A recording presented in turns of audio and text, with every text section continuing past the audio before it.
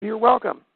Okay, I hope you get a great show out of this, and please stay in touch, and no, all that. And it's fun. It's fun talking to you, and you do a lovely show. Will you enjoy the Florida weather, and we'll talk soon, okay? Okay. Thank you very much. All right, buddy. Okay. Bye-bye. And that was Art. That's what I like to call him. You can call him Arthur J. Harris. You can call him all sorts of things, whatever you want. I don't call him full of shit. I call him completely credible, whether he's right or wrong, and that's the thing. Prove him wrong. If he's not right, just like when we had Jeff Mudgett on talking about H.H. Holmes and the connection to Jack the Ripper, if he's wrong, prove him wrong. I'm not saying that, with 100% certainty, any of that's true or any of it's not true. That's the thing. That's why we have speculation, because if you don't have a fact, you have opinion, and even then, he still hasn't said 100%, because how does he know? He wasn't there, but he has things that say that these other people are full of shit, and, well, that seems pretty obvious at this point. So I'm just curious. I wonder if Vic's around anywhere. I think he might be dead, because Vic, apparently he was drinking heavily last night, and he has disappeared off the face of the earth.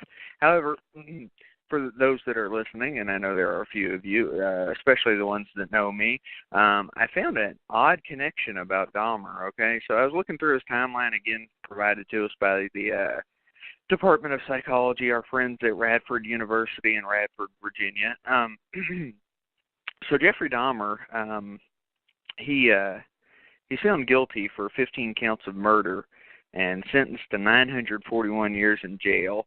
And I was looking at the date when he was actually sentenced. He was sentenced on February 15th, 1992. So literally on my 10th birthday, Dahmer was sentenced to, well, basically to death. I realize it wasn't the death penalty, but you're in jail for 941 years, and technically it's a death penalty. And the other thing that I noticed, I always like to look at dates, and to me that's really important. But November 28th, 1994 is actually when Dahmer was assaulted and murdered in jail by Christopher Scarver, and I remember that really well. Didn't know anything about him.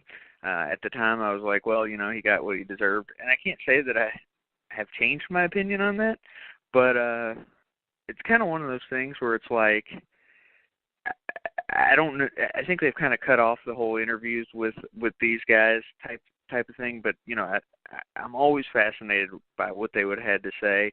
And if they're not getting killed by the death penalty, they get killed in prison.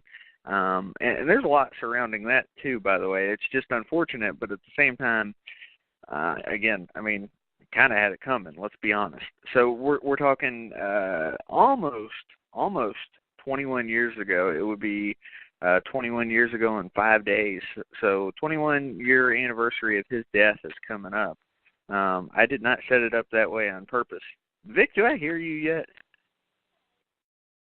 Nope, apparently not. John, are you on the line? I know I've got people calling in, but I think Vic's put you all on mute, and then he died. So, Jer, is that you? Yeah, man, talk. What's up? Good. Okay, so I've got somebody who can talk on the line. That's good. So, all right, you're a little bit older than me, just by a couple of years, and so you have a little bit more perspective as far as growing up with the Dahmer stories on the news. Like I said earlier, he was actually convicted on my birthday. So talk a little bit about Dahmer, and you have a strong, I don't want to say love for Dahmer, but you know exactly what I mean by what I'm asking you. Yeah, I mean, I think Dahmer is really where the fascination with serial killer culture started for me. I think I was 11 when I was watching the blue barrels and the cardboard boxes and the freezers being wheeled out of the apartment. And, I don't know, it just kind of, I guess, I don't exactly remember because I was 11, but, it was just kind of one of those things, I guess, that caught my eye, and I was like, what's going on here? And then to hear the story unfold and, again, later in life, learn about, how he had pretty much a normal upbringing. I know there was some, trouble with his parents, and they ended up getting divorced, but he had a decently normal upbringing that his parents had talked about. And, said that they never really saw it coming, except, of course, for the time when his dad almost found the genitals and skull of one of his victims there. But I don't know, I guess Dahmer's the original catalyst for me as far as this strange obsession that we share.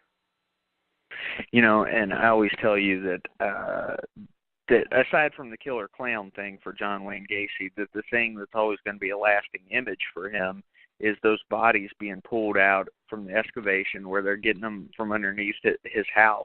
And, like you were talking about with Dahmer, that's another lasting image where they're pulling out those body parts and stuff from his apartment there and his freezer and his refrigerator. And it's just, something that people aren't going to forget. And this is a guy, there may be cannibals, and there were cannibals since then. There were cannibals before that, but I don't know that there's ever been a more notorious cannibal than Jeffrey Dahmer. Yeah, no, I would agree with that 100%. And,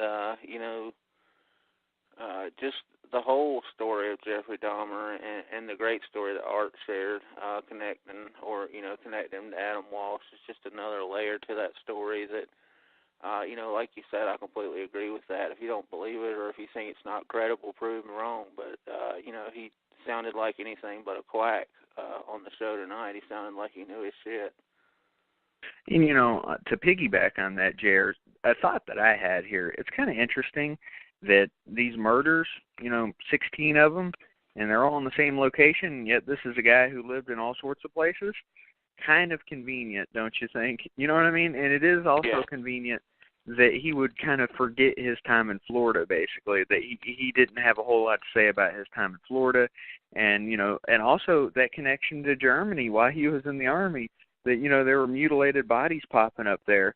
Just kind of interesting is all I'm saying. There's a lot of weird connections that people come up with outside of Dahmer. So why is it outside the realm of belief that, Dahmer could be doing things outside of Milwaukee? Yeah, I don't think it is at all. And if you've, watched interviews and learned about things and, about his history, like, I think we all watched the last interview thing on YouTube with him today in preparation for this, and he talks about being 18 and picking up the first hitchhiker and that kind of thing. But I guess if I want to play devil's advocate, and it's certainly not discrediting anything that Art said, but Dahmer was pretty open and pretty honest about what he had done, and I'm not sure if that fits the timeline for Adam Walsh or not. I don't know if he did bring this up, and this is a conversation I had with him before we actually talked tonight. And I just want to say, Florida had the death penalty. Look at Bundy. Where was he executed? Florida. And so that would be a reason why he would maybe not be honest about things down there. So I could see a reasoning for that. So possibly, yeah. Well, I'm going to let you continue, Travis, and I'll be jump back on in a minute. I'm going to jump on here and man the T&V horror thing and see if we can get anybody else who wants to get on here and comment about it. Yeah, so Jer is jumping to producer mode since Vic has died and fell off the face of the earth. While Jer is doing that, if anybody is on the line and wants to speak, as soon as you hear that thing that says unmuted, you're more than welcome to chime in here, because I know, I hate to call it this, but Dahmer had a lot of fans.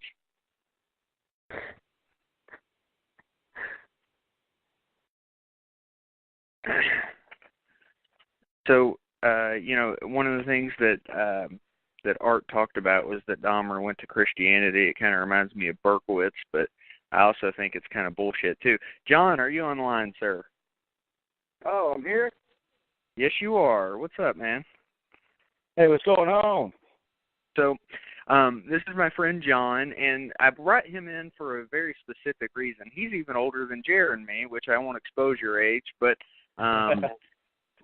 well, you know what? I'll let you tell the story. You have a Jeffrey Dahmer story, and it's a humorous story, and it's one that, as long as I've known you, I've known this story, so I want to hear it from the horse's mouth. Well, the horse's ass in this case, but okay. Well, I'll tell you what happened. Back in high school, actually I got two stories. One's slightly shorter, okay? Is that cool? Mm-hmm. Go for it. All right. Well, back in high school, that was around the time Jeffrey Dahmer got discovered, and everybody, the whole country was like, what the hell is going on? This guy's eating people, and he works at a chocolate factory. Anyway, of course, he went to jail. You know the rest of the story. He got beaten to death in jail, right? Mm-hmm. Well, we had a morning, in our homeroom, we had a morning news report, and it came on, and it said, Jeffrey Dahmer died because I'm a jerk, just for the pure fact that I'm a jerk. I was in the back of the class when that came on, and I was going,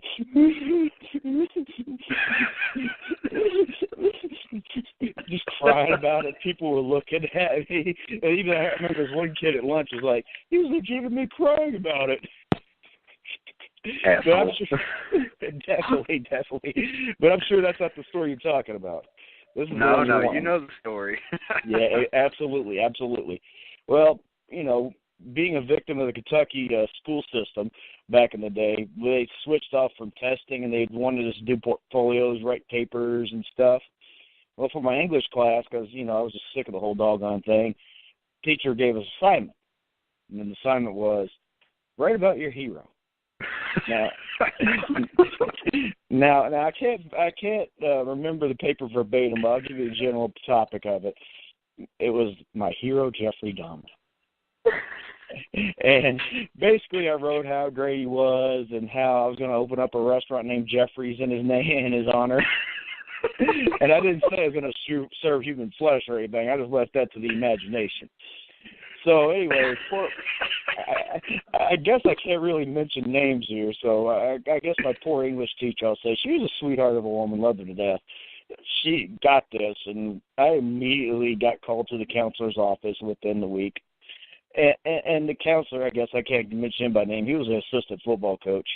And he was like, now, Jeffrey Dahmer's real. This is a serious matter. And I'm sitting in here, I was like, you called me in here for this? Oh, dude, I'm being facetious, man. And he's like, oh, no. All right. And then I was like, all right, I'll tell you what, I'll rewrite the paper. I guess I see that my English teacher was a little concerned about that, even though I thought it was sarcasm, obviously dripping all over the artwork of what I did. Did not exactly get exposed all over the place. So, yeah, I got called the guidance counselor's office real quick on that one. So, John, I have a connection. Earlier, I don't know if you heard it, but I had a connection on dates here. On my birthday, he was actually convicted when I was 10 years old, okay? Well, right. On your birthday in 1992, so you would have been, what, 15? 1992, yeah, that's about right. All right, so Dahmer changed his... age, asshole. Go ahead. Sorry.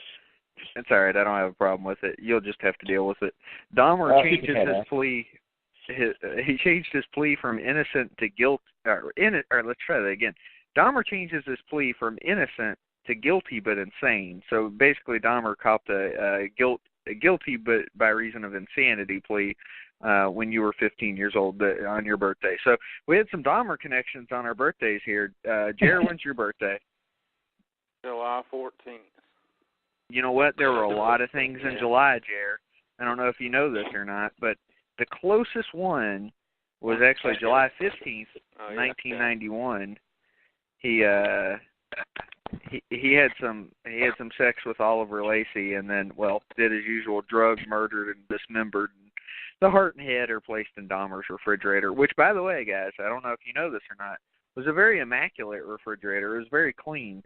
So, I don't know if you guys know this or not, but, Jared wouldn't know this, but John claims to be like a germaphobe, so he would be the type to have heads in his refrigerator and a really clean refrigerator, but it also goes the other way because he's not exactly clean, so it's kind of a weird thing, right, John? Yeah, you got a human head in there, But I'm like, you probably have lice in that head. I don't know. Did he take the time to clean his meal, or was it one of those things you just set it in there and like? Most of these heads were stripped of flesh, so I got to assume most of them didn't even have hair or anything else. I wonder if he had like the box of baking soda in the refrigerator. He did. He actually did. That is terrible. I mean, what's going to get? I mean, he's worried that the smell of head is going to get into his, I don't know, his